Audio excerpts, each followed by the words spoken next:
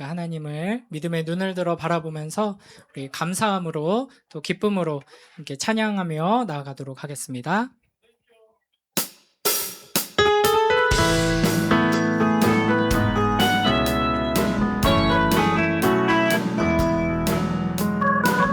여호와를 즐거이 불러 기쁨으로 주께 나가리. 여호와 하나님 나 주의 백성 기르시는 양이라. 여호와를 즐거이 불러 기쁨으로 주께 나가리. 여호와 하나님 나 주의 백성 기르시는 양이라. 감사함으로 주를 높이며 그 은혜 들어가서 찬송함으로 그 이름을 송축할지어다. 감사함으로 주를 높이며 그 은혜 들어가서 찬송함으로 그 이름을 송축할지어다. 여호와를 즐거이 불러 기쁨으로 주께 나가리. 여호와 하나님 난 주의 백성 기르시는 양이라. 여호와를 즐거이 불러 기쁨으로 주께 나가리. 여호와 하나님 난 주의 백성 기르시는 양이. 감사함으로 주를 높이며 그 은혜 들어가서 찬송함으로 그 이름을 송축할지. 감사함으로 주를 높이며 그 은혜 들어가서 찬송함으로 그 이름을 송축할지어다. 주의 선함과 인자하심이 영원하고 주의 성실하심이 대대에 미치리로다. 감사함으로 주를 높이며 그 은혜 들어가서 찬송함으로 그 이름을 송축할지. 감사함으로 주를 높이며 그 은혜 들어가서 찬송함으로 그 이름을 송축할지어다.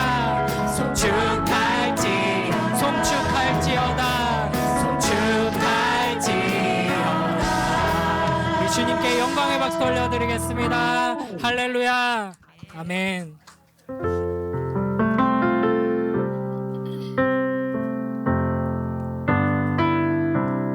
주님을 향한 우리의 그 사랑을 우리 마음과 함께 고백하며 나아가도록 하겠습니다. 나의 만족과 유익을 위해 가지려 했던 세상 일들 이제 모두 다 해로 여기고 주님을 위해 다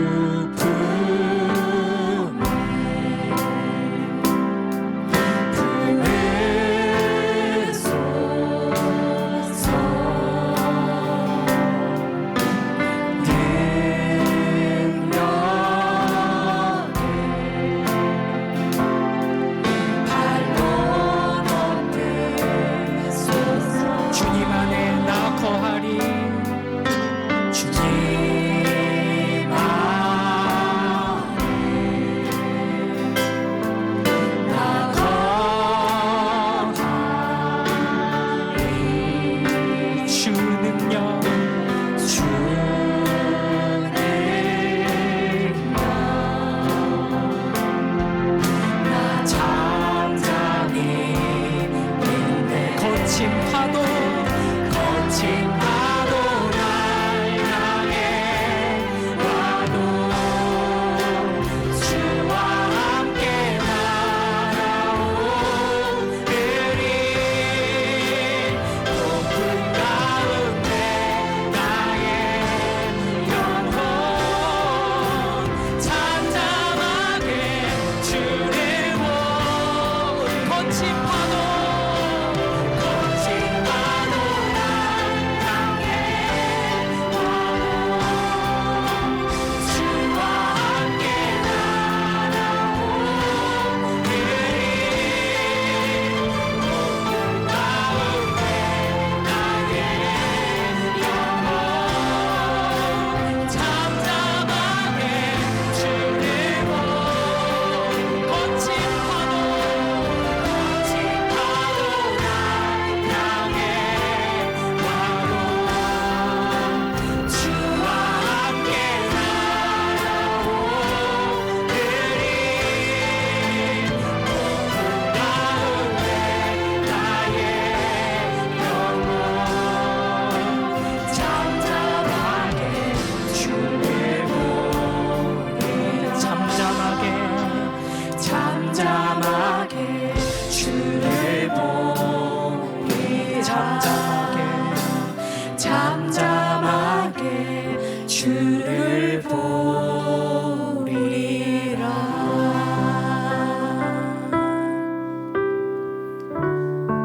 우리 이 시간 우리 믿음의 눈을 들어서 능력의 팔로 우리를 덮으시고 함께 하시는 주님을 바라보며 찬양하겠습니다.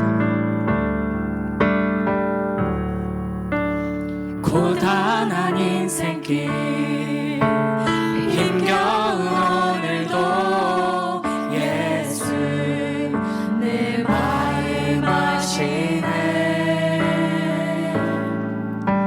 지나간 아픔도 마주할 세상도 예수 내 마음 아시네. 믿음의 눈 들어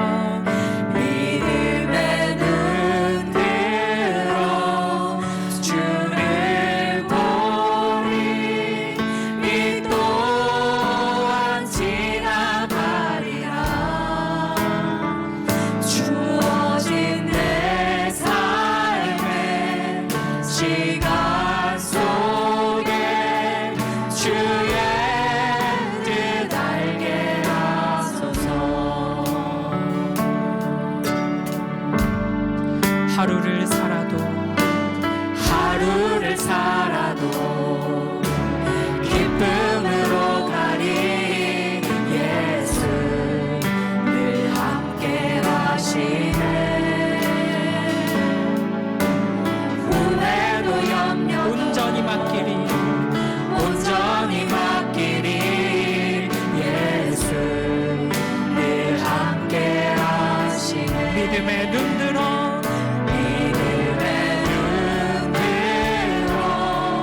주를 보리. 이 또한 지나가리라. 주어진 내 삶의 시간 속에 주의 뜻 알게 하소서. 믿음의 눈 들어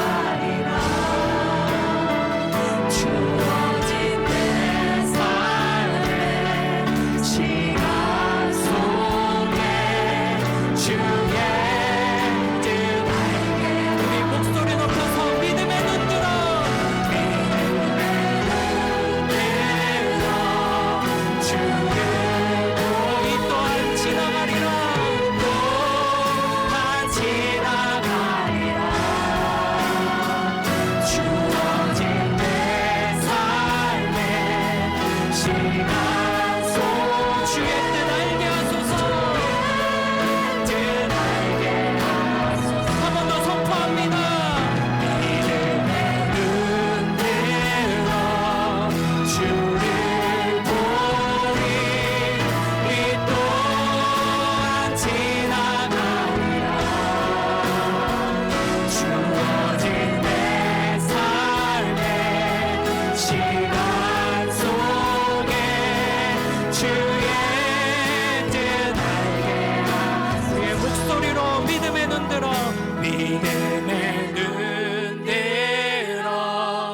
주를 보리. 이 또한 지나가리라. 주어진 내 삶의 시간 속에 주의 뜻 알게 하소서.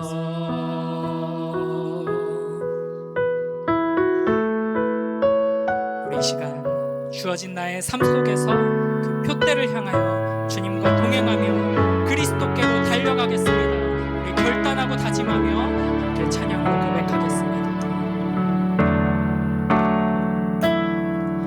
내게 유익하던 것을 다 해로 여기네. 구주를 위하여 모두 다 버리네. 모든 것을 잃어버려도 다 갚지 않으는 예수를 아는 지식이 가장 고상함이라. 육체를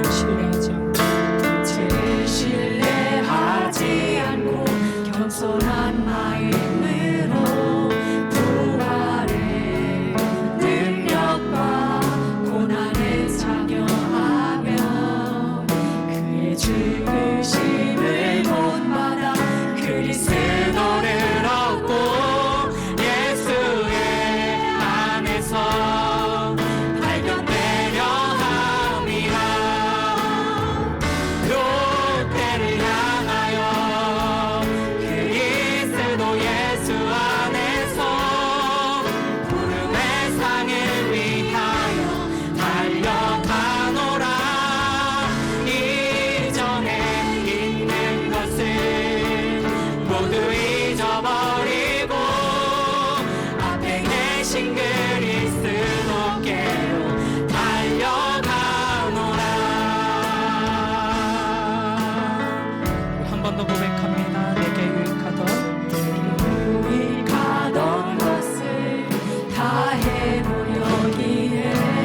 구주를 위하여 모두 다 버리고 모든 것을 잃어버려도 다 갚지 않으는 예수를 아는 지식이 가장 고상함이라. 육체를 신뢰하지 않고 겸손한 마음 부활의 능력과 고난에 참여하여 그의 죽으심을 보고 그리스도를 얻고 예수의 안에서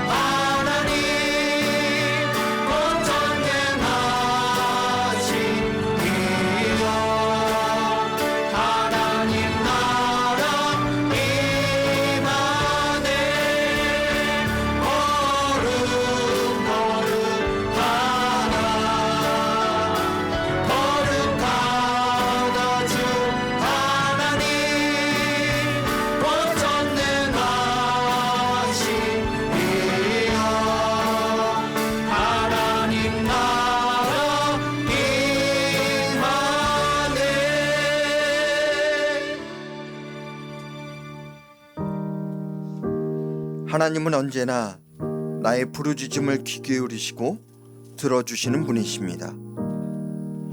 그리고 우리를 주님의 은혜의 강가로 이끄시며 위로해 주시는 분이십니다. 그러나 때로는 우리가 귀를 닫고 하나님의 음성을 듣지 않으려 할 때가 많이 있음을 고백합니다. 오늘 예배를 통해 하나님의 은혜를 경험하고 하나님의 음성을 듣고 순종하는 시간이 되게 하여 주옵소서. 성령의 충만함이 넘치게 하여 주옵소서. 지난 한 주간의 삶을 뒤돌아보며 참회의 기도로 나아가겠습니다. 주님, 아버지 주님, 나의 모든 것 되신 주님,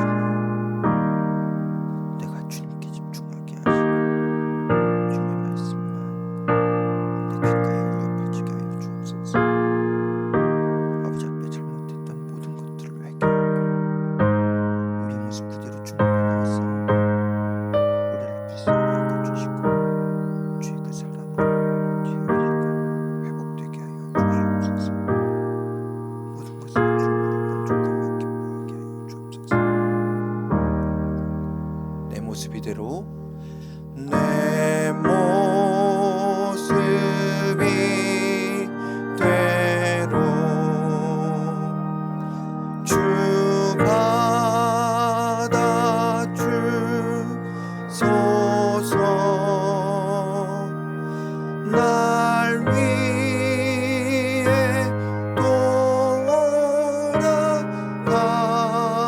돌아가신 주 날 받아주소서.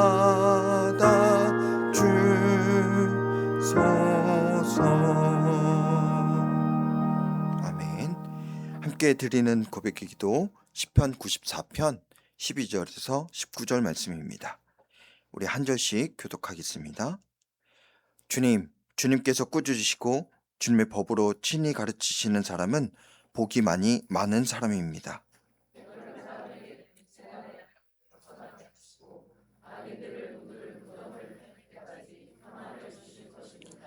주님께서는 주님의 백성을 외면하지 않으시며 주님이 소유하신 백성을 버리지 않으실 것입니다.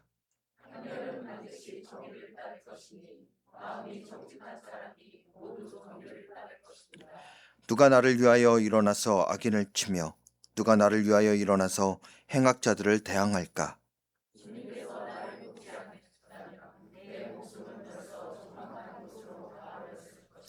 주님, 내가 미끄러진다고 생각할 때에는 주님의 사랑이 나를 붙듭니다. 내 마음이 번거로울 때에는 주님의 위로가 나를 달래줍니다. 아멘. 사도신경으로 우리 신앙을 고백하겠습니다. 전능하사 천지를 만드신 하나님 아버지를 내가 믿사오며 그 외아들 우리 주 예수 그리스도를 믿사오니 이는 성령으로 잉태하사 동정녀 마리아에게 나시고 본디오 빌라도에게 고난을 받으사 십자가에 못 박혀 죽으시고 장사한 지 사흘 만에 죽은 자 가운데서 다시 살아나시며 하늘을 오르사 전능하신 하나님 우편에 앉아 계시다가 저리로서 산자와 죽은 자를 심판하러 오시리라. 성령을 믿사오며 거룩한 공예와 성도가 서로 교통하는 것과 죄를 사하여 주시는 것과 몸이 다히 사는 것과 영원히 사는 것을 믿사옵나이다. 아멘. 자리에 앉으셔서 찬송가 446장 다 함께 찬양하겠습니다.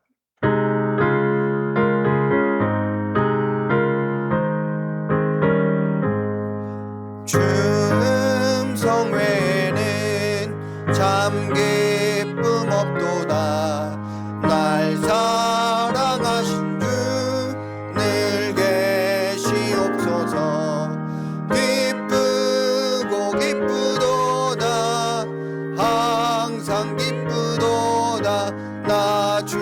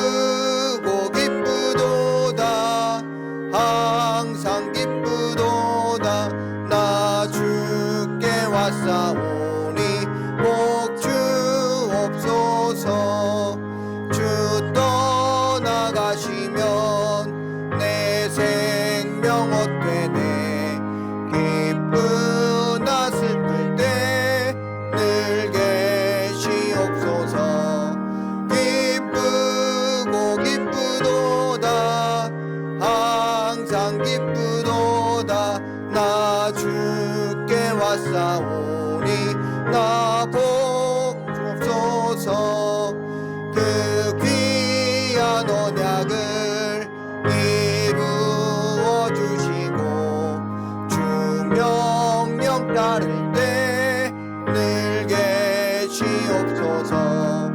기쁨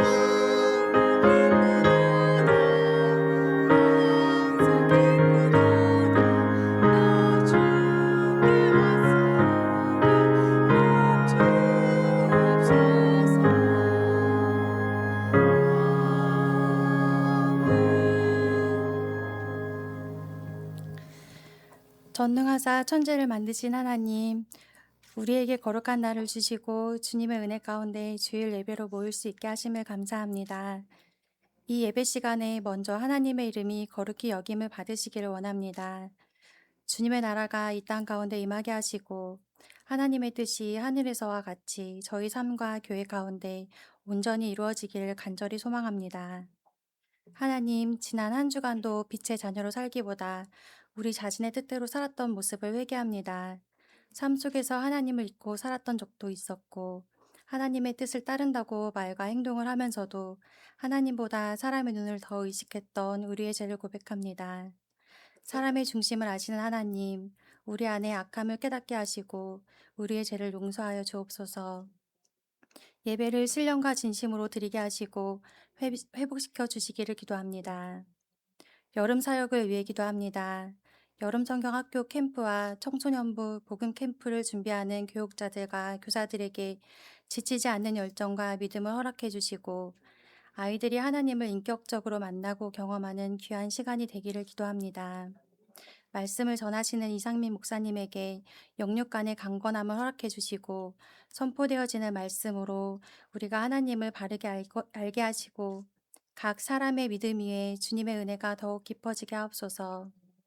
예수봉담교회가 하나님 중심으로 올바른 공동체로 세워져 믿지 않는 영혼에게 위로가 되고 소망이 되며 봉담 지역의 복음의 빛을 밝히 비추는 거룩한 도구가 되기를 기도합니다. 모든 영광과 권세가 하나님께 있음을 고백합니다. 예수님의 이름으로 기도드립니다. 아멘.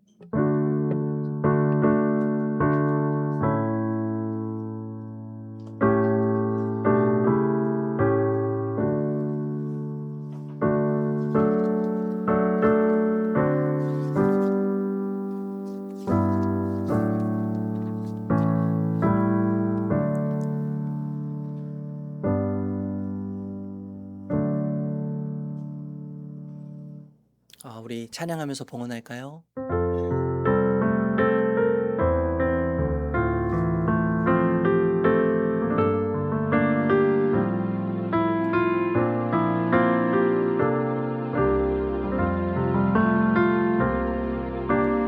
나의 모습 나의 소유 주님 앞에 모두 드립니다.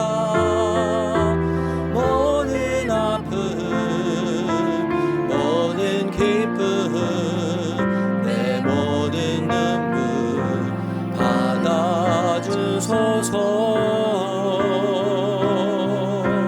나의 생명을 드리니 주 영광 위하여 사용하옵소서. 내가 사는 날 동안에 주를 찬양하며 기쁨의 제물 되리. 나를 받아주소서.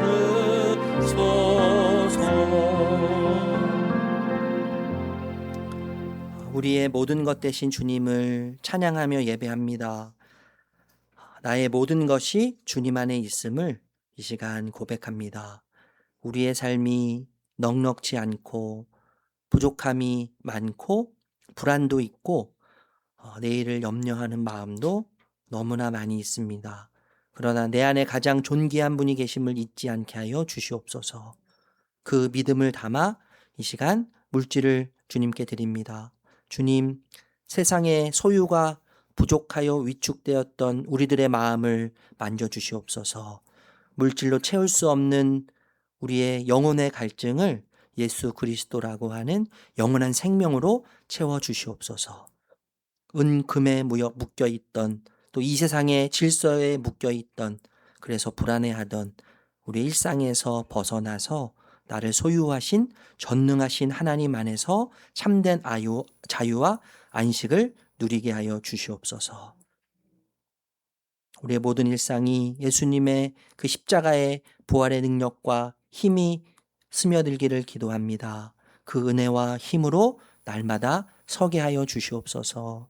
예수님의 이름으로 감사하며 축복하며 기도드립니다. 아멘.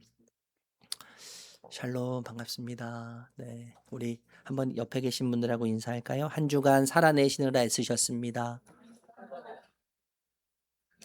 네, 다시 한번 인사할까요? 주님이 응원하십니다. 네, 우리 건너편에 계신 분들하고도 인사할 때요. 한 주간 살아내시느라 애쓰셨습니다. 네, 주님이 응원하십니다. 네, 여러분 광고 소식, 교회 소식 전해드리겠습니다. 6월 재정보고 간지 있으니까요. 참고하시고 궁금한 사항은 재정팀에 문의하시면 좋겠습니다.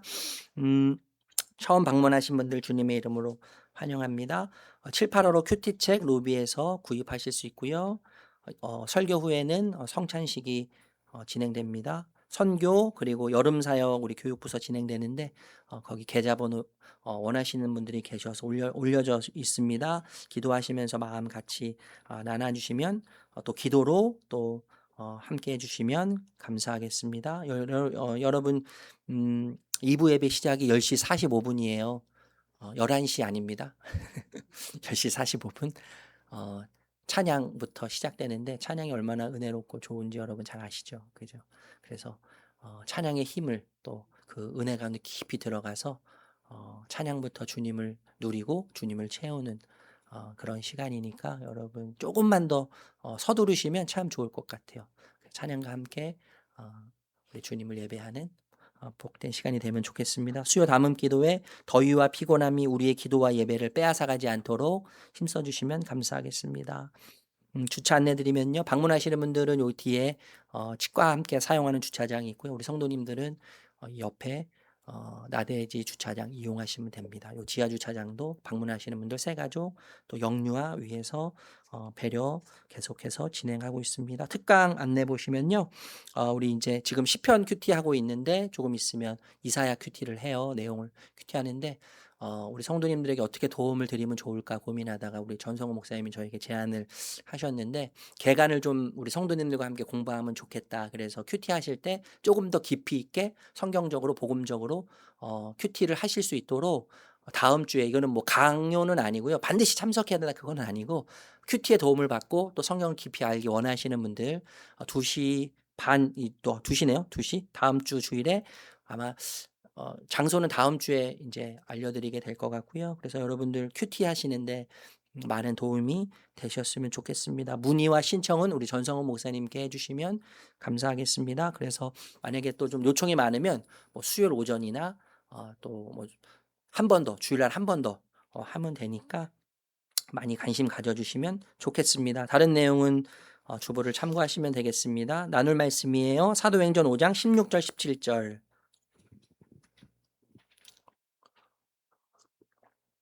우리 새 번역입니다. 저희는 새 번역으로 같이 읽는데요. 사도행전 5장 17절 18절 두 구절의 말씀 같이 읽겠습니다. 시작. 대제사장과 그의 지지자들인 사두개파 사람들이 모두 시기심이 가득 차서 들고 일어나 사도들을 잡아다가 옥에 가두었다. 예전에 이런 광고가 있었어요. 갓난아이를 안고 밤잠을 설치는 엄마가 뛰노는 아이를 둔 엄마를 보면서 이렇게 생각했습니다. 부럽다. 언제쯤 우리 아이도 저렇게 클까? 부러워하는 마음으로 그 엄마 아이를 바라봤죠. 그런데 뛰어노는 아이를 둔 이 어머니가 교복 입은 자녀와 함께 걸어가고 있는 그 부모를 엄마를 부러워합니다. 그러면서 이렇게 이야기해요. 속으로 부럽다. 언제쯤 우리 아이도 저렇게 커서 교복을 입고 다닐 수 있을까? 이렇게 이제 부러워하는 것이죠. 이 청소년 자녀를 둔 엄마는 또 다른 사람을 부러워해요. 다 키워서 독립시킨 부모죠. 예. 그런데 아이러니한 것은 뭐냐면 자녀를 다 키워서 독립시킨 그 부모가 또 다른 사람을 부러워하는데 젊은 부모죠. 어린아이를 안고 있는 젊은 부모와 엄마를 부러워하면서 이렇게 이야기합니다. 저 때가 참 좋았는데. 공감이 굉장히 되실 것 같아요. 여러분 우리는요 모두가 서로 부러워하면서 살아가고 있지 않습니까? 그렇죠? 결국 모두가 부러워해요. 누군가를 부러워해요. 내가 없는 것이 누군가에게 있다면 끊임없이 부러워하는 자들이 우리라고 할 수 있지 않습니까? 처음에는요 부러움으로 시작하지만 그 부러움의 마음이 깊어지면 질투가 되고 더 깊어지면 시기가 되기도 합니다. 17절 18절 말씀 다시 한번 읽어볼게요. 17절 18절 시작. 대제사장과 그의 지지자들인 사두개파 사람들이 모두 시기심이 가득 차서 들고 일어나 사도들을 잡아다가 옥에 가두었다. 지난주에 우리가 살펴봤지만 이 사도들을 통해서 수많은 병자들이 고침을 받습니다. 회복이 돼요. 많은 사람들이 그로 인해서 예수님께로 돌아와요. 참 영광스럽고 기쁨이 넘치고 은혜스러운 현장이라고 할 수 있겠죠. 그런데 또 다른 누군가에게는 견딜 수 없는 꼴보기 싫은, 이런 표현 써서 죄송하지만 정말 꼴보기 싫은 장면이고 현장일 수 있습니다. 누구에게요? 대제사장과 그리고 사두개파 사람들에게죠. 이들은 우리가 아는 것처럼 공의회 회원들이잖아요. 기득권이고 세력이 있고 힘을 가지고 있는 사람들이에요. 근데 그들은 전혀 기뻐하지 않습니다. 오히려 시기심이 가득 차 있죠. 시기심이 가득 차서 사도들을 체포해요. 중요한 것은요, 여러분, 그들이 단순히 기분 나빴다가 아니에요. 이 공회원들의 기분이 상했다가 아니죠. 그것이 아니라 중요한 것은 그들의 마음속에 시기심이 가득했다는 것이 중요한 거예요. 시기는 여러분 이렇게 정의하고 싶은데요. 우리의 마음으로 섬기는 우상이 가짜신이죠. 가짜신이 흔들릴 때 나타나는 증상입니다. 시기라고 하는 요 녀석은요, 우리 마음에서 하나님이 아닌 다른 것을 섬기고 있을 때, 하나님처럼 붙들고 있는 그것이 흔들릴 때 나타나는 증상이에요. 내가 붙들고 있던 자리, 내가 의지했던 어떤 대상, 내가 통제하고 싶었던 세계가 위협받을 때 모든 인간은 시기하게 됩니다.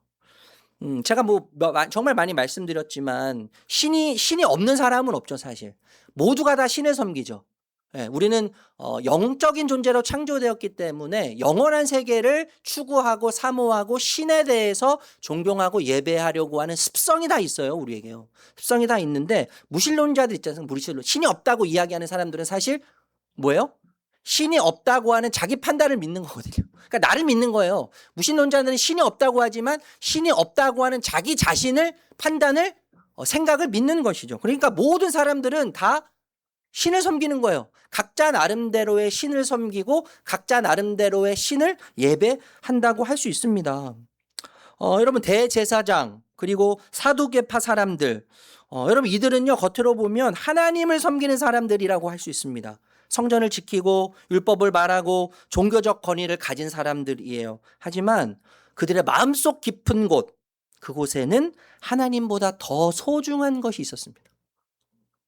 하나님을 섬겼어요. 하나님을 얘기했어요. 하나님을 예배했어요. 그랬지만 그 마음속에는 하나님보다 더 소중한 어떤 것이 그들의 마음속에 저장되어 있었다는 것이죠. 자기 자리였을 것 같습니다. 그리고 권위였을 것 같아요. 자신의 영향력, 사람들의 인정, 사랑, 존중, 자신들이 통제할 수 있는 종교적 체계, 이런 것들이었을 것 같다는 생각을 하게 돼요. 그런데 사람들의 시선이 하나님 대신에 이런 것들을 섬기고 있는 이 공회원들에게 있어서 사람들의 시선이 자신들에게 머물러야 함에도 불구하고 이제는 그 기적을 통해서 병고침 사건을 통해서 사도들에게 시선이 옮겨지기 시작했어요. 자신들의 영향력, 권위, 종교적인 체계가 흔들리는 것처럼 느꼈을 것이 분명해요. 그때 그들의 마음속에서 나온 것은 경배가 아니죠. 하나님이 하셨음에도 불구하고 성령의 능력이 나타나서 수많은 병자들이 고침을 받고 침상을 들고 온 사람, 침상에 누워서 온 사람들이 침상을 들고 나가는 말로 표현할 수 없는 영광스러운 광경을 경험했지만 그들의 마음속에서 나온 것은 하나님을 향한 경배가 아니었습니다. 뭐였어요? 시기였죠. 시기. 이것이 뭐예요? 시기의 무서움이라고 할 수 있죠. 여러분, 시기는요, 단순히 나도 저것을 갖고 싶다는 마음이 아니죠. 단순히 나 저것 갖고 싶어 라고 하는 마음이 아닙니다. 시기는 탐욕에 가깝습니다. 좀 이따 우리가 한번 살펴보겠지만, 여러분, 시기는요, 남이 좋은 것을 가졌다는 사실 자체를 견디지 못해요. 견디지 못해요. 견디지 못하면서 더 나아가서 남이 잘 되는 것을 기뻐하지 못할 뿐만 아니라 그가 내려오기를 간절히 바라는 마음이 담겨져 있죠. 시기에는요. 그러니까 그러면 시기는 자기 행복을 위해서, 내 기쁨을 위해서 타인의 불행을 제물로 삼는 삐뚤어진 자기 사랑이라고 할 수 있습니다. 시기는 삐뚤어진 자기 사랑이에요. 다른 누군가 잘 되는 것을 배아파하면서 그가 내려오기를 바라는, 그가 더 불행해지기를 바라면서 내 기쁨을 채우려고 하는, 그래서 자기 중심적인 삐뚤어진 자기 사랑이 시기라고 할 수 있다는 것입니다. 여러분, 공회는요 지금 시기심으로 가득 차 있어요. 그렇죠? 반면에 사도들을 생각하면 사도들은 성령으로 가득 차 있습니다. 공의회 회원들은 시기심으로 가득 차 있고 지금 사도들은 성령으로 가득 차 있습니다. 굉장히 큰 메시지가 있는 것이죠. 여러분, 둘 다 충만해요. 채워져 있어요. 그러나 그 안에 담긴 내용은 완전히 다른 거예요. 완전히 달라요.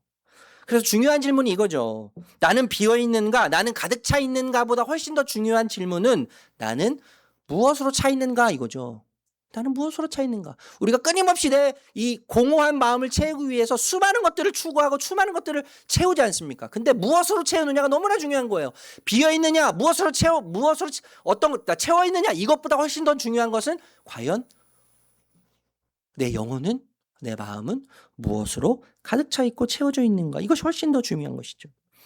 여러분, 열심 자체는요 죄는 아니에요. 그러나 열심의 방향이 잘못되면 죄가 될 수 있겠죠. 열심 자체는 나쁜 것이 아닙니다. 악한 것이 아닙니다. 그런데 그 열정 자체가 방향을 잃으면 죄가 되는 것입니다. 그래서 시기는 변질된 열심이라고 할 수 있을 것 같아요. 변질된 열심은 있어요. 근데 방향이 틀렸어요. 어떻게 틀립니까? 하나님을 향하던 열심이 자기 자신을 향해지기 시작할 때 그 열심은 변질되기 시작하면서 결국 자신을 향하고, 그러면서 시기라고 하는 요 녀석이 나를 끌고 가기 시작하는 거예요. 좀 유명하지 않는 영화인 것 같은데요. 아마데우스라고 하는 영화가 있어요. 굉장히 오래전에 나온 영화입니다. 여기에 주인공이 살리에리라고 하는 주인공이에요. 살리에리. 이 사람은 오스트리아에서 음악가로 활동을 하고 있는데 아주 성실하고 또 음악적인 재능이 있는 탁월한 사람이라고 많은 사람들이 존경하고 따랐습니다. 성실하게 살면서 성실하게 연구하고 연습하고 또 성실하게 살아온 음악가인데 이 살리에르 앞에 누가 나타나냐면 모차르트가 나타났어요. 모차르트. 어느 날 모차르트가 나타났습니다.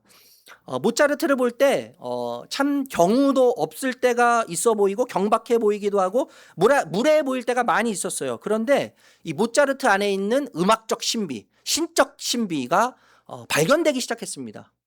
이 사람에게요.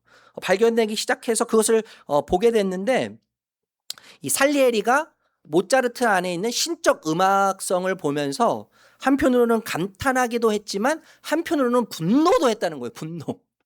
감탄하면서 분노했다는 거예요. 그러면서 이런 기도를 많이 했어요.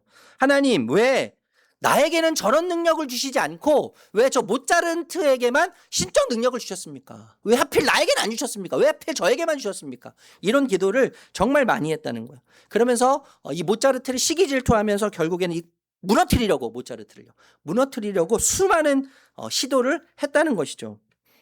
이 영화는 여러분 단순히 음악적 천재 그리고 음악적 범죄, 평범한 사람이죠. 음악적 범죄의 이야기라고도 할 수 있겠지만 우리가 곰곰이 이 이야기를 생각해 보면, 이 영화에 대해서 생각해 보면 다른 사람에게 주어진 특별한 은혜, 달란트, 재능을 견디지 못하는, 꼴배기 싫어하는, 가슴 아파하고 배 아파하는 인간의 시기와 오만을 느낄 수 있다고 생각합니다. 분명히 아름다운 거예요. 그럼에도 불구하고 그 속에서 시기가 올라오고 불만이 올라오고 하나님을 향해서 원망의 소리가 나올 수 있는 것이죠. 여러분, 시기가 진짜 무서운 것은요, 결코 나는 시기한다는 얼굴로 시기가 나타나지 않는다는 것입니다. 시기라고 하는 이 녀석은 시기의 얼굴로 나는 시기야 라고 하는 얼굴로 우리에게 나타나지 않는다는 거예요. 그래서 참 교묘하다는 거예요. 시기는 항상 1000개의 가면을 쓴다고 이야기해요. 1000개의 가면, 수많은 가면을 쓴다는 거죠. 때로는 정의의 가면을 쓰기도 하고 비판의 가면을 쓰기도 하고 거룩한 염려의 가면을 쓰기도 하고 심지어 경건의 가면을 쓰기도 한다는 것이죠. 여러분, 공회의 이 회원들도 자기들이 시기하고 있다고 결코 생각하지 않았을 거예요. 오히려 하나님을 변호할 뿐만 아니라 하나님을 위해서 일하고 있다고 그렇게 믿었을 것이 분명합니다. 그런데 성경은 그들의 마음을 한 단어로 폭로하잖아요. 그 단어가 뭐예요? 한 단어가 시기심이죠. 시기심. 분명히 하나님을 위해서 한다고 했고 하나님의 이름으로 했고 하나님을 기쁘시게 하기 위해서 한다고 했지만 성경은 시기심이라고 이야기하고 있는 것이죠. 여러분, 다시 말씀드립니다. 시기는 마음속 우상에서 와요. 가짜신이죠. 가짜신. 하나님처럼 섬기고 하나님 자리를 대신하는 가짜신. 하나님이 주실 수 있음에도 불구하고 하나님이 아닌 다른 것을 하나님처럼 섬기면서 사랑하면서 하나님으로 착각하고 있는 그 어떤 것이 우상인데 시기는 이 마음속에 있는 우상에서 나옵니다. 마음속에 있는 우상, 가짜신이 흔들릴 때 시기가 시작되는 거예요. 시기가 반응하기 시작하는 것입니다. 그래서 여러분, 성경이 말하는 우상은요, 단순히 돌이나 나무로 만든 형상이 결코 아니에요. 골로새서 3장 5절 말씀 읽어볼게요. 골로새서 3장 5절 시작. 그러므로 땅에 속한 지체의 일들 곧 음행과 더러움과 정욕과 악한 욕망과 탐욕을 죽이십시오. 탐욕은 우상 숭배입니다. 여러분, 탐욕은 우상 숭배라는 것을 우리가 누구보다도 잘 알고 있습니다. 탐욕은 우상 숭배. 여러분, 탐욕이 뭐예요? 단순히 돈을 좋아하는 마음이 아니죠. 단순히 무언가를 더 가지려고 하는, 소유하려고 하는 마음도 아니죠. 더 많은 소유를 통해서, 그건 표면적일 뿐이고, 더 많은 소유를 통해서 나의 안전과 나의 가치와 나의 만족을 얻으려고 하는 마음이 탐욕인 거예요. 단순히 더 가지려는 게 아니라 더 갖는 것을 통해서 하나님이 주시는 안전, 하나님이 주실 수 있는 만족, 하나님이 주실 수 있는 진정한 가치를 뒤로하고 그 어떤 것으로 대신해서 채우려고 하는 것이죠. 채우려고 하는 것이죠. 그게 탐욕이죠. 그러니까 그러면 이 우상은 마음의 문제예요. 마음의 문제. 하나님보다 더 많이 생각하는 것, 하나님보다 더 의지하는 것, 그것이 없으면 내 인생이 무너질 것 같이 만드는 것, 그것이 우상이죠. 하나님이어도 안 되는 어떤 것이 우리에게 있어요. 곰곰이 생각해보면 하나님이어도 안 되는 것 있어요. 한국 부모들에게 특별히 자녀에 대한 우상이 있잖아요. 자녀 우상. 그래서 자녀가 반드시 내 계획대로 가야 돼. 내 뜻대로 움직여야 돼. 저희 아들이 또 축구를 한다고 왜 그 돈 많이 드는 걸 하는지 참. 요즘에 마음이 너무 무거워요. 잠이 안 와요. 잘. 저에게 아빠 내가 축구 안 하면 평생을 후회할 것 같아. 평생을 후회할 것 같아. 공부할 때마다 축구가 생각나. 이거 평생을 후회할 것 같다니까 부모로서. 저와 제 아내는 딱 틀이 있습니다. 벌써. 넌 이렇게 살아야 해 라고는 틀. 통제되지 않는 이 자녀를 보면서 이 안에 얼마나 수많은 우상들이 내 안에 있는 것을 발견하게 되는 것이죠. 때로는 여러분 자녀 때문에 자녀를 생각하면 하나님이어도 안 될 때가 있어요. 하나님이어도. 내가 할게. 야 괜찮아 내가 할게. 내가 할 거야. 내가 책임질 거야. 하나님이 끊임없이 얘기해도 하나님 좀 가만히 계세요. 하나님 좀 잠잠히 계십시오. 이건 제가 알아서 할게요. 이건 제 영역이니까 하나님 잠시 좀 주무시고 계시고 이건 제가 알아서 할 거니까. 하나님이어도 안 되는 영역이 우리에게 되게 존재한다는 거예요. 이게 정말 무서운 거 아닙니까? 하나님이어도 안 되는 영역. 그럼 하나님이어도 안 되는 것을 생각하면 그것은 내가 섬기고 있는 우상일 가능성이 너무합니다. 너무해요. 그래서 우리는 종종요 좋은 것들을 다 우상으로 만들지 않습니까? 우리 자녀들 얼마나 소중한 거예요. 근데 자녀들을 우상으로 다 만들어요. 예, 돈 필요한 거죠. 좋은 거죠. 저도 돈을 굉장히 좋아해요. 나쁜 것이 아니지 않습니까? 가족, 직업, 성취, 인정, 사역의 성공 우상이 될 수 있죠. 그 자체가 나쁜 것은 아니지만 하나님보다 내 삶에서 그것이 더 커질 때, 하나님보다 내 삶에 있어서 그게 더 가치 있어질 때 그것은 우상이 되는 거예요. 여러분 우리 마음속에 있는 여러 가지 우상들 좀 짧게 생각해 보고 싶은데 우리들에게 모두에게 안락의 우상이 있어요. 안락의 안전의 우상이 있단 말이에요. 이 현대를 사는 현대인들에게 가장 흔하면서도 가장 발견하기 어려운 우상이 안락의 우상입니다. 안락의 우상. 제가 저뿐만 아니라 우리 목사님들하고 막 이야기 나눠보면 특히 이제 어떤 목사님의 이야기를 들었는데 이분은 이제 부교육자로서 많이 하시지 않고 바로 개척하신 분인데 이분이 그런 이야기를 하는데 참 공감이 됐어요. 개척하고 나서 1년 정도 됐는데 본인이 찾아보는 영화를 보니까 뭐 진격의 거인 뭐 이런 영화가 있어요. 저도 보지는 못했는데 그 장면이 첫 장면이 뭐냐면 사람들이 막 시체를 이루고요.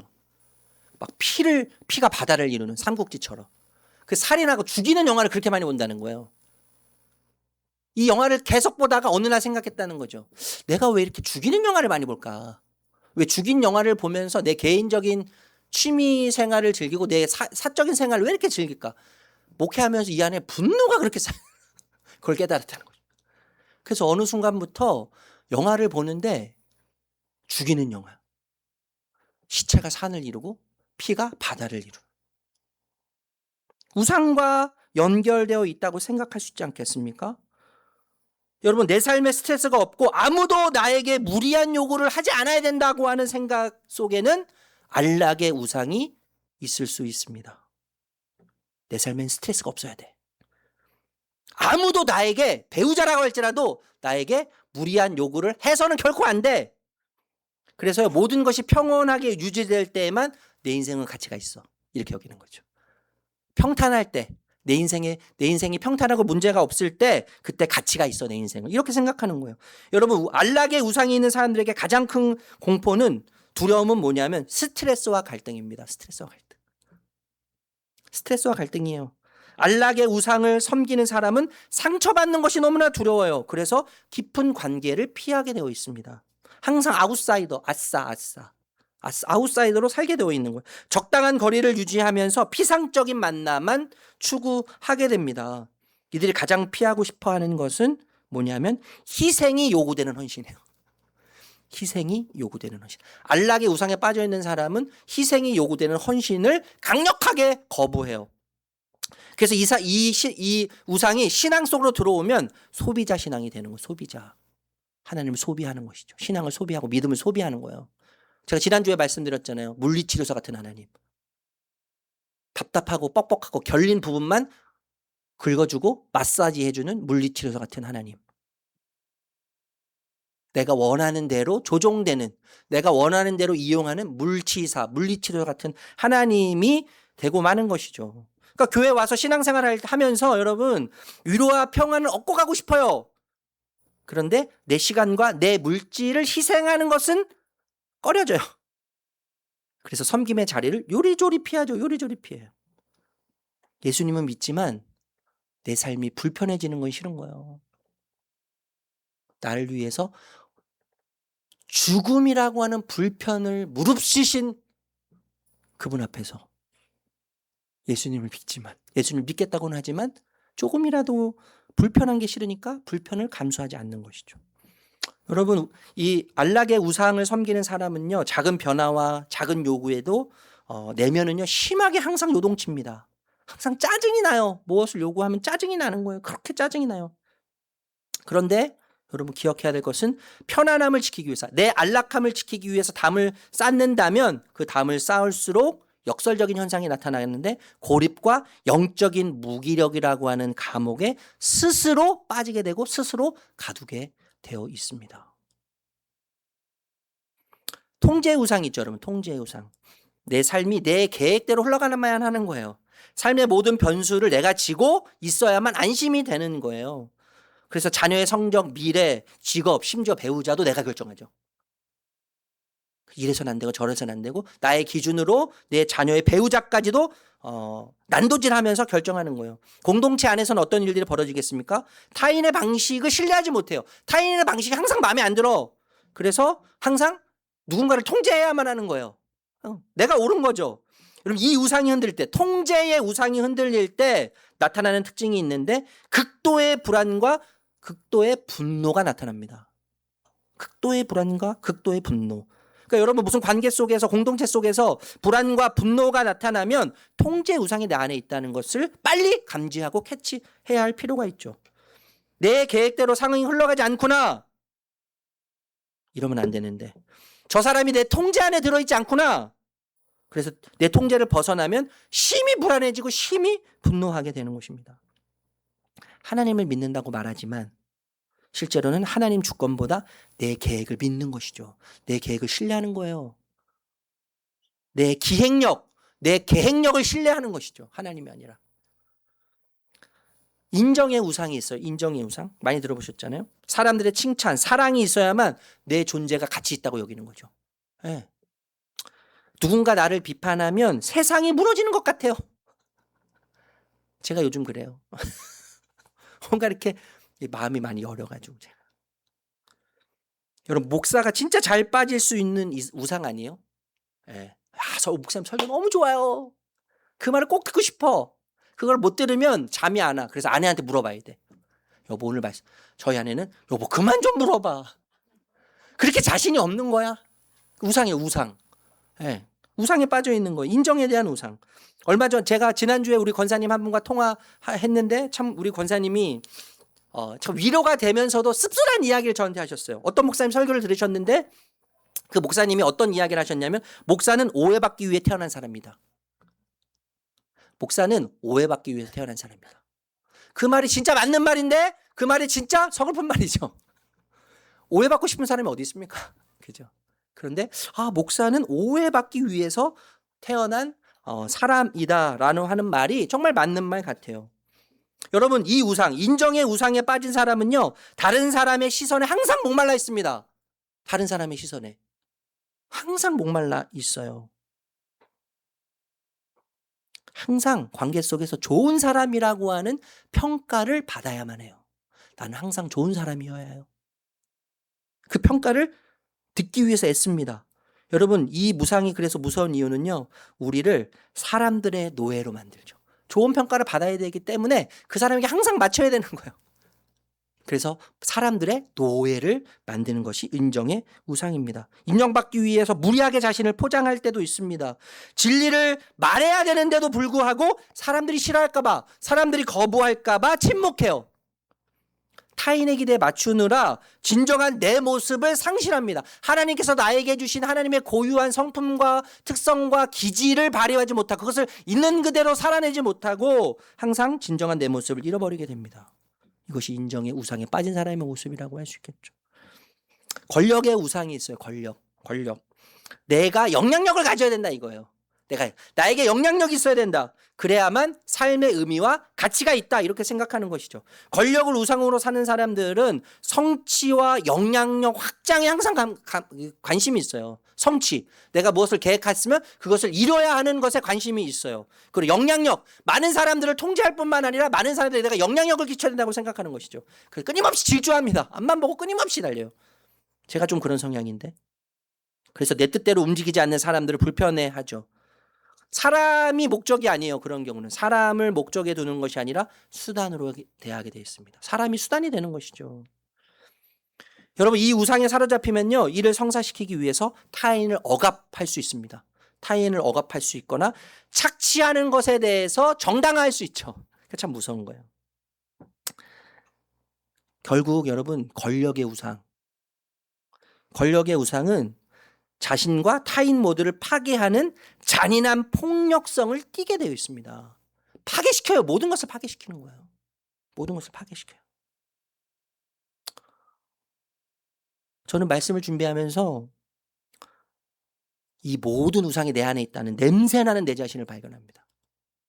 냄새나는 쓰레기통 같은 내 자신을 발견하게 돼요. 내 안에 얼마나 우상이 하나님을 섬기고 하나님을 위해서 떠든다고 하지만 하나님이 아니라 내 만족을 위해서, 내 안위를 위해서, 내 안정을 위해서, 괜찮은 사람이고 싶어서 떠들어대고 그럴싸해 보이기 위해서 굉장히 몸부림치고 있는 쓰레기 냄새 나는 쓰레기통 같은 제 자신을 발견하게 됩니다. 누군가가 잘 될 때 진심으로 기뻐하지 못한다면 그 사람의 성공이 반대로 나에게 실패처럼 느껴진다면, 누군가가 칭찬받을 때, 누군가를 사람들이 많이 좋아해 줄 때 마음이 불편하다면 여러분, 그것은 단순히 성격의 탓, 예민한 성격 때문이지 않을 가능성이 큰 거예요. 내 성격이 원래 그래서 그래가 아니에요, 여러분. 내 마음속의 우상이 흔들리고 있다는 것입니다. 내가 하나님 대신에 섬기고 있는 것, 하나님 대신에 하나님처럼 붙들고 있는 그 어떤 것들이 지금 흔들리고 있다는 거예요. 여러분, 우리는 이 우상에서 어떻게 자유로워질 수 있겠어요? 우리는 지난주도 결심했습니다. 우리는 신앙생활 하는 내내 계속 결심했어요. 그런데 그 결심이 얼마나 허무한지, 그 결심이 얼마나 허망하고 얼마나 힘이 없는지를 끊임없이 철저하게 깨달아요. 아, 나는 결심만으로는 살 수 없는 자구나. 내 결심이 나를 지켜주지 못하는구나. 내 결심이 얼마나 허무하고 허망한지를 우리는 끊임없이 깨닫습니다. 그렇지만 그럼에도 불구하고 결심은 너무나 중요한 것이죠. 결심이 필요합니다. 이제부터 시기하지 말아야지, 이제부터 인정에 매이지 말아야지, 이제부터 성공 우상으로 삼지 말아야지 하지만 그렇지 못해요. 제가 한번 말씀드린 적이 있는데 스코틀랜드의 목사님 중에 토마스 찰머스라고 하는 목사님이 계세요. 이분이 이런 표현을 하셨어요. 새로운 애정이 주는 축출의 힘. 새로운 애정이 주는 축출의 힘. 그러니까 새로운 애정을 만나면, 새로운 사랑을 경험하면 내 안에 있는 가짜 사랑이 다 축출되기 시작한다는 거예요. 몰아서 사라지기 시작한다는 것이죠. 그러니까 마음의 우상, 가짜신을 몰아내는 유일한 방법은 우상보다 훨씬 아름답고 훨씬 매혹적이고 훨씬 매력적인 더 큰 사랑을 보는 거라는 거죠. 그 사랑을 경험할 때만 우상에서 벗어날 수 있다는 거예요. 결심이 아니라, 우리의 결심은 가장 기본적인 거라면 우리가 섬기는 우상보다 더 아름답고 더 고귀하고 더 고결하고 더 가치 있고 더 위대해 보이는 사랑을 경험할 때, 그 사랑이 내 안에 비치기 시작할 때 우리 안에 있는 가짜 신들이, 내 안에 있는 우상들이 점점 멀어지면서 벗어나기 시작한다는 것입니다. 바로 예수님의 죽음과 부활이죠. 죽음과 부활. 우리 초대교회에서 통해서 계속 우리가 묵상하고 있는 게 뭐예요? 이 사도들은 부활. 예수 그리스도의 죽음과 부활, 여러분 우리가 다 알고 있죠, 머리로. 그런데 실제가 되지 못하죠. 우리 현실하고는 전혀 상관없는 이야기예요. 예수님께서 부활을 통해서 우리에게 끊임없이 다시 시작할 수 있다고 하는 메시지를 던지고 계시지만 우리는 예수님보다 현실을 크게 보는 이기심이 너무나 크죠. 하나님보다 내 사건을 더 크게 보고 내 앞에 펼쳐지는 일들을 더 크게 보는, 마치 그것을 하나님처럼 여기는 불신앙이 우리에게 정말 많이 있습니다. 여러분, 대제사장을 보세요. 사두개인을 보세요. 자기 권력과 자기 자리를 지키기 위해서 무고한 아무런 죄가 없는 사도들을 체포하고 감옥에 가두잖아요. 이것이 뭐예요? 우상의 방식이에요. 우상의 방식. 우상이 우리를 다스리는 방식이에요. 예. 자기를 지키기 위해서, 자기 권력과 자리를 지키기 위해서 무고한 사도들을 체포하고 감옥에 가두게 하는 우상의 방식. 여러분, 우상은요 항상 늘 나를 위해서 다른 사람을 희생시키라고 얘기하죠. 저 사람을 짓밟으라고 얘기하죠. 저 사람보다 뛰어나야 된다고 얘기하죠. 저 사람보다 능력이 많아야 되고 저 사람보다 더 많은 것을 소유해야 된다고 우상은 항상 우리에게 이야기하는 것입니다. 그리고 결국 우상은 우리 자신도 보이지 않는 감옥에 가두죠. 이게 우상의 실체예요. 그런데 예수님은 어떻게 하셨어요? 예수님은요 자신의 권력, 하늘 보좌를 지키시기 위해서 우리를 희생시키지 않으시는 분이십니다. 이 땅을 다스리시고 이 땅을 운영하시기 위해서 피조물들을 희생시키시고 이 피조물들에게 대신 값을 치르라고 하시는 분이 아니세요. 우리를 희생시키지 않으세요. 우리에게 짐짝을 보따리로 넘겨주시는 분이 아니세요. 오히려 우리를 살리기 위해서 자신의 권리를 내려놓으시는 분이시죠. 나를 위해서 희생을 직접 선택하시는 분, 그래서 희생을 직접 당하시는 분이 예수님이세요. 우리를 죽음과 저주의 감옥에서 꺼내기 위해서 예수님 당신이 체포되셨습니다. 그리고 예수님 당신이 십자가에 달리셨습니다. 거짓 대제사장은 자기 자리를 지키기 위해서 사람들을 감옥에 가두었어요. 그런데 참된 대제사장은, 그 예수님은 우리를 감옥에서 건지기 위해 스스로 갇히셨어요. 이것이 뭐예요? 복음이에요, 여러분. 복음. 이 사랑, 이 더 크고 아름다운 사랑을 우리 안에 채울 때 우리 안에 있는 우상이 떠나기 시작하고 우상이 힘을 잃기 시작하는 것입니다. 말씀을 마칠게요. 여러분, 거짓 신들은요, 우리에게 항상 말합니다. 야, 너 더 성공해야지 사랑받을 수 있어. 지금 부족해. 안 돼. 더 성공해야 돼. 더 가져야 돼. 야, 너 지금보다 더 인정받아야지 너 더 가치 있는 존재가 될 수 있어. 사람들이 널 부러워해야 돼. 지금보다 더 부러워해야 돼. 그래야 너는 가치 있는 존재가 될 수 있어. 너 지금보다 영향력을 더 가져야 돼. 더 영향력을 키워야 돼. 영향력을 더 키워야만 안전한 삶을 살 수가 있어. 이렇게 가짜신은 우리에게 이야기하죠. 그러나 십자가에서 죽음을 통과하신 나를 대신해 다시 살아나신 예수님은 뭐라고 말씀하세요? 너는 이미 내 사랑 안에서 존귀해. 이렇게 말씀하시죠. 너는 이미 존귀해. 우리가 항상 복음 고백하지 않습니까, 여러분? 나의 어떠함이 나를 향한 하나님의 사랑의 크기를 결정할 수 없는 거예요. 나의 어떠함 때문에 하나님의 사랑이 변질되지 않아요. 그분의 사랑은 항상 동일해요. 나의 어떠함과 상관없어요. 그분의 어떠함과 상관이 있어요. 그분의 성품에 기인한 그 사랑이 우리에 대해서 끊임없이 이야기하는 것이죠. 너는 존귀하다. 나는 너를 위해 내 자신을 내주었다. 여러분, 현실은 나로 하여금요, 항상 하나님을 느끼지 못하게 하는 방식으로 나를 몰고 갑니다. 현실은. 그런데 진실은 뭐예요? 진실은 하나님께서 언제나 나에게 좀 전에 놔뒀던 말씀을 하고 계신다는 거예요. 그러니까 우리가 현실이 아니라 진실에 주목해야 될 필요가 여기에 있는 것입니다. 여러분, 이 사랑이 우리 마음에 채울 때 우상은 힘을 잃습니다. 인정받지 못해도 무너지지 않죠. 내 뜻대로 되지 않아도 절망하지 않아요. 다른 사람이 잘하고 다른 사람이 칭찬받고 다른 사람이 높아져도 시기하지 않고 그를 오히려 축복할 수 있습니다. 왜냐하면 나의 존재론적 가치가 이미 십자가 안에서 확정되었기 때문이죠. 아멘? 확정되었어요. 십자가 안에서 확정되었기 때문이에요. 사랑하는 성도 여러분, 예수님은요, 우리의 우상을 폭로하시기만 하는 분이 아닙니다. 예수님은 그 우상에서 우리를 자유롭게 하시죠. 자유롭게 하세요.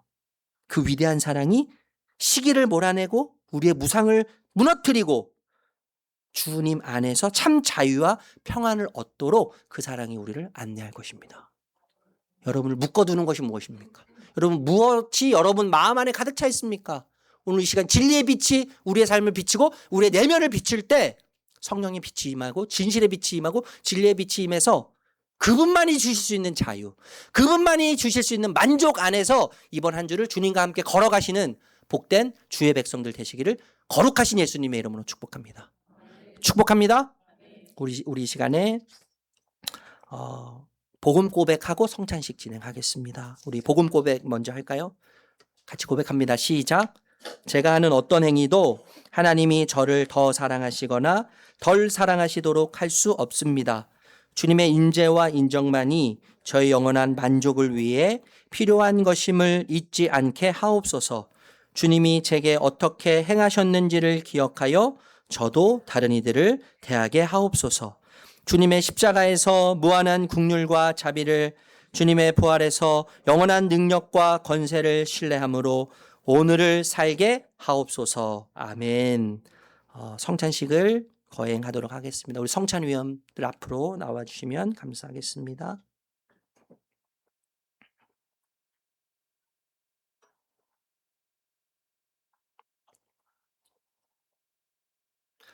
성찬식은 입교와 세례를 받으신 분에 한해서 참여하실 수 있습니다. 그리고 저에게 등록하지 않으셨더라도 상관없습니다. 입교와 세례를 받으셨다면 성찬식에 참여하실 수 있습니다. 제가 먼저 일어나시라고 말씀드릴 거고요. 그리고 떡과 잔을 받으시면 앉으셔서 제가 다 함께 드시겠습니다. 이렇게 말씀드리기 전까지 기도로 준비하셨다가 함께 드시도록 하겠습니다. 기도하겠습니다. 하나님, 이 시간에 성찬에 참여합니다. 주님의 살과 피를 상징하는 떡과 잔을 마심으로 하나님이 우리의 삶과 멀리 떨어져 계신 분이 아니라 내 삶 깊이 개입하시고 간섭하시는 사랑의 주님이심을 깨닫게 하시고 함께 하시는 주님을 경험할 수 있도록 도와주시옵소서. 떡과 잔을 받을 때 주님 안으로 깊이 들어가 주님이 우리의 전부가 되는 그 주님을 누리는 은혜가 있게 하여 주시옵소서. 예수님의 이름으로 기도합니다. 아멘. 떡을 받으실 분들 먼저 일어나 주시기를 바랍니다. 기도하겠습니다. 기도하고 나눠주시면 되겠습니다. 제가 먼저 기도할게요. 하나님, 이 시간 떡을 나눕니다. 주님의 몸을 상징하는 떡이 우리 몸에 들어와 우리의 일부가 되고 더 나아가 전부가 되는 것을 기억하게 하여 주시옵소서. 나의 힘과 나의 어떠함으로 사는 자가 아니라 주님과 연합함으로 주님이 주시는 힘과 은혜로 사는 자임을 다시 한번 기억하게 하여 주시옵소서. 예수님의 이름으로 기도드립니다. 아멘.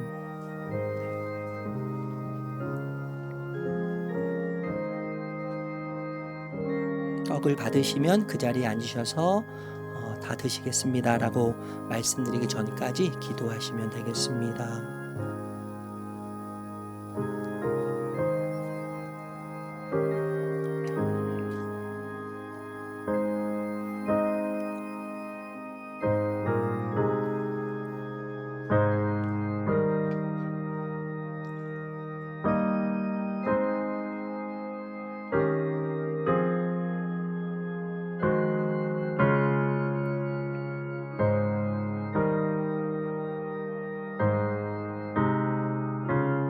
떡을 받으시면 앉으셔서 기도 같이 하시면 되겠습니다.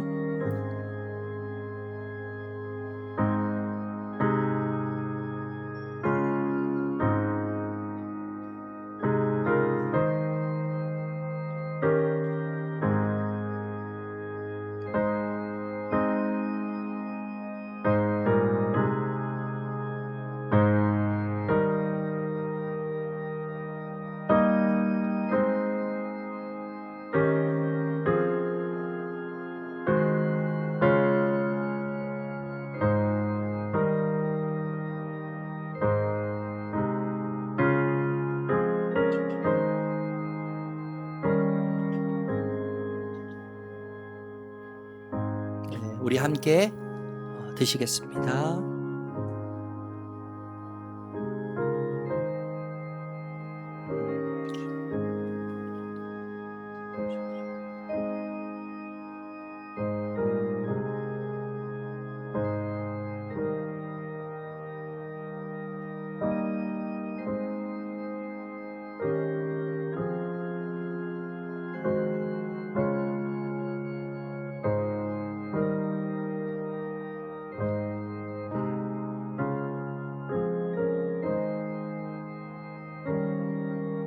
우리 잔을 나누겠습니다.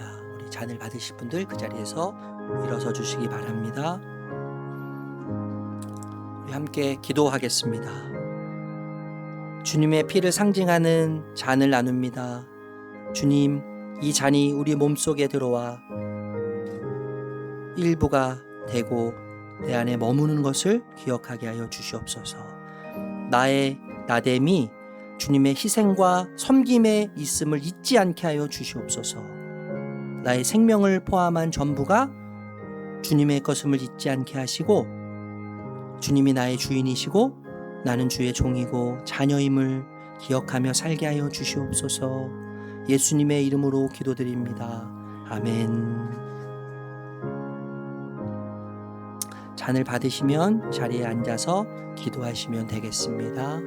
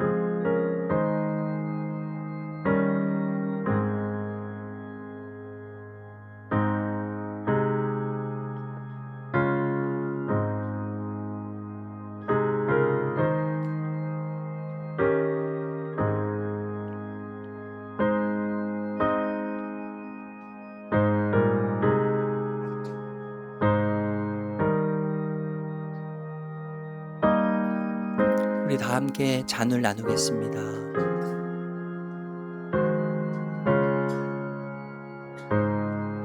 하나님, 이 시간 우리가 함께 나눈 떡, 함께 나눈 잔이 우리 삶에 어떤 의미가 있는지를 다시 한번 생각합니다.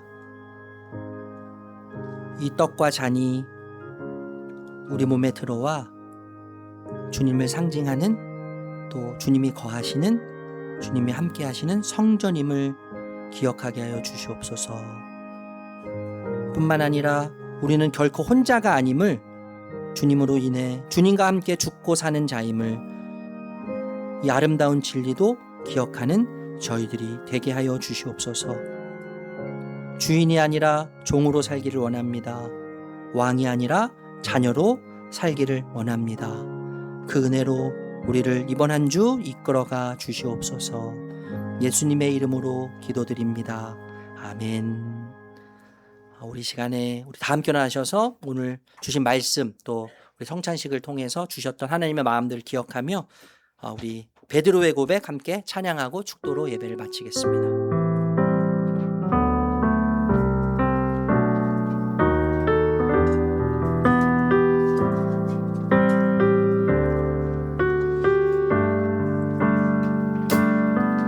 내가 가장 후회하지 않는 일,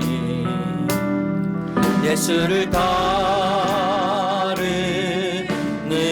일, 내 금을 버리고 내 사랑 그리로 하고 나를 부르신 주님과 동행하는 일, 나의 평생에 소원하는 일, 예수를 닮아가는 일, 굳은 마음 제하시고 사랑을 가르치신 나의 예수님을 사랑하는 일, 날 부르심에 감사, 날 부르심에 감사, 날 놓지 않으신 감사, 하늘 보자 버리고 날 사랑하심에 감사, 나의 모든 삶을, 남은 모든 인생을 예수님과 함께 걷겠습니다. 네가 나를 사랑하느냐, 네가 나를 사랑하느냐, 네가 나를 사랑하느냐, 네가 나를 사랑하느냐. 주님 내게 물어보시네, 주님 내게 물어보시네. 함께 고백합시다. 내가 주를 사랑합니다. 내가 주를 사랑합니다. 아멘. 내가 주를 사랑합니다. 내가 주를 사랑합니다. 내 사랑을 주가 아십니다. 내 사랑을 주가 아십니다. 날 부르심에 감사, 날 놓지 않으신 감사, 하늘 보자 버리고 날 사랑하심에 감사, 나의 모든 삶을, 남은 모든 인생을 예수님과 함께, 우리 믿음의 두 손을 높이는 고백합니다. 날 부르심에 감사, 날 부르심에 감사, 날 놓지 않으신 감사, 하늘 보자 버리고 날 사랑하심에 감사, 나의 모든 삶을, 남은 모든 인생을 예수님. 마지막으로 고백할까요? 날 부르심에 감사, 날 부르심에 감사, 날 놓지 않으신 감사, 하늘